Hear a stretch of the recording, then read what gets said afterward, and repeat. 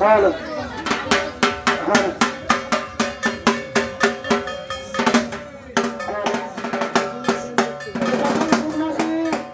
আজকে সুনামকে দীক্ষিত হবে, তারা স্নান করে এক সাইডে বসে, আর যারা দীক্ষিত হবে না তারা এক সাইডে বসে। প্রত্যেকটি মানুষের কাছে অনুরোধ, এই যে গন্ডিটা বাঁধা রয়েছে এই গন্ডির ভিতরে কেউ প্রবেশ করবেন না। এই গন্ডিটা সবাই রক্ষা করবেন।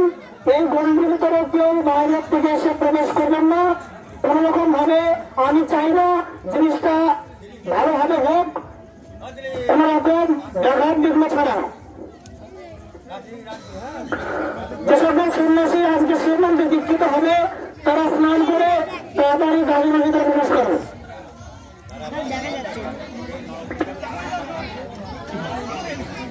এটা কি কত টানা খাটাস আসলে